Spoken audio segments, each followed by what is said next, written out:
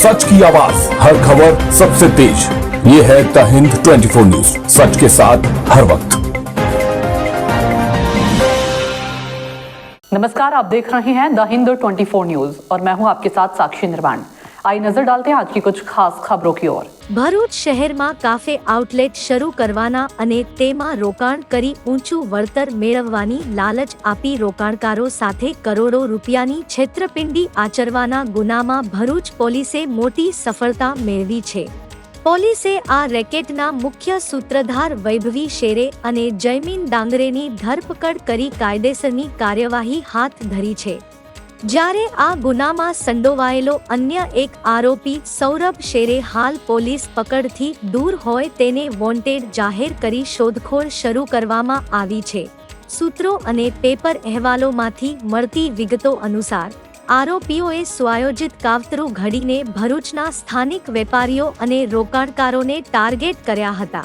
બજારમાં જાણીતી કાફે બ્રાન્ડના આઉટલેટ ખોલવાના નામે અને માસિક ફિક્સ ઇન્કમ અથવા નફામાં મોટો હિસ્સો આપવાની લોભામણી સ્કીમો બતાવીને લોકો પાસેથી કથિત રીતે કરોડો રૂપિયા ઉઘરાવી લીધા હતા। શરૂઆતમાં વિશ્વાસ જીત્યા બાદ આરોપીઓએ વાયદા પ્રમાણે ન તો આઉટલેટો શરૂ કર્યા કે ન તો રોકાણકારોના નાણાં પરત કર્યા હતા। પોતાની મહેનતની કમાણી ડૂબી જતા અને આરોપીઓ દ્વારા સંતોષકારક જવાબ ન મળતા આખરે ભોગ બનનાર રોકાણકારોએ આ મામલે ભરૂચ પોલીસ મથકે વિધિવત ફરિયાદ નોંધાવી હતી। ગુનાની ગંભીરતા અને આર્થિક આંકડો કરોડોમાં હોવાને પગલે ઉચ્ચ પોલીસ અધિકારીઓની સૂચનાથી અલગ અલગ ટીમો બનાવી તપાસનો ધમધમાટ શરૂ કરાયો હતો। ટેકનિકલ સર્વેલન્સ અને હ્યુમન ઇન્ટેલિજન્સના આધારે પોલીસે વૈભવી શેરે અને જયમીન ડાંગરેને દબોચી લીધા છે અને તેમના રિમાન્ડ મેળવવાની તજવીજ હાથ ધરી છે।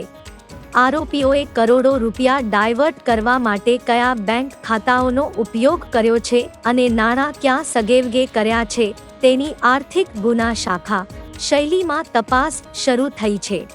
આ ગુનામાં સક્રિય ભૂમિકા ભજવનાર સૌરભ શેરે પોલીસને થાપ આપીને ફરાર થઈ ગયો છે, જેને ઝડપી પાડવા માટે જુદી જુદી દિશામાં ચક્રો ગતિમાન કરાયા છે।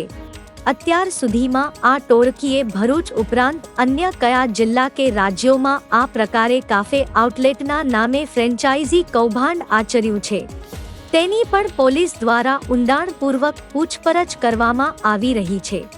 આગામી દિવસોમાં આ મસમોટા કૌભાંડમાં વધુ કેટલાક ચોંકાવનારા ખુલાસા થવાની પૂરેપૂરી શક્યતા છે। ભરૂચ શહેર એ ડિવિઝન પોલીસ સ્ટેશન ખાતે એક છેતરપિંડીનો ગુનો દાખલ કરવામાં આવેલો છે।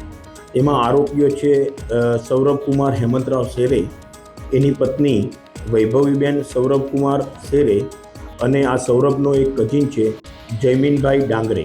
આ ત્રણેય આરોપીઓના વિરુદ્ધમાં એક છેતરપિંડીનો ફરિયાદ દાખલ કરવામાં આવેલી છે। એમાં આ જે ત્રણેય આરોપીઓ છે એ એવી એક જાહેરાત કરતા કે પોતાની પાસે એક કંપની છે સ્પાઇસ બિયર્સની અને એ કંપનીના નામ હેઠળ એક ક્રાફ્ટ કુલચાની એક ફ્રેન્ચાઇઝી આપવા માગે છે જુદા જુદા વિસ્તારમાં। તો જે કોઈ એ ફ્રેન્ચાઇઝી જોઈતી હોય તો એનો સંપર્ક કરવો। આ રીતની જાહેરાતના આધારે કેટલાક અરજદારો દ્વારા આ ત્રણેય જણાનો સંપર્ક કરવામાં આવેલો।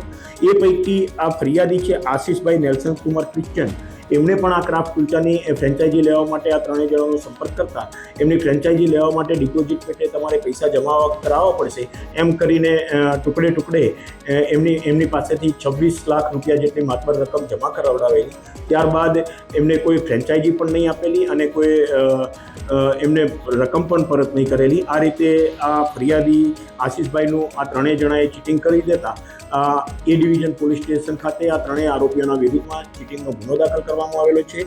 એ પૈકી 3 પૈકી આ વૈભવી શેરે અને જયમીન ડાંગરેની એ ડિવિઝન પોલીસ સ્ટેશન ખાતે ધરપકડ કરવામાં આવેલી છે। એમના રિમાન્ડ મેળવીને આ દિશામાં આગળની તપાસ કાર્યવાહી હાથ ધરવામાં આવેલી છે।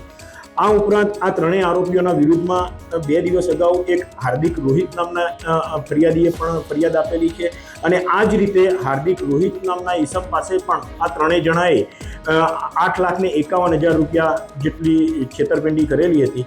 તો આ સિવાય પણ બીજા ઘણા લોકો સાથે છેતરપિંડી કરી હોઈ શકે છે. તો એ દિશામાં પણ પોલીસ આગળની તપાસ કરી રહી છે. देखते रहिए द हिंदू 24 न्यूज.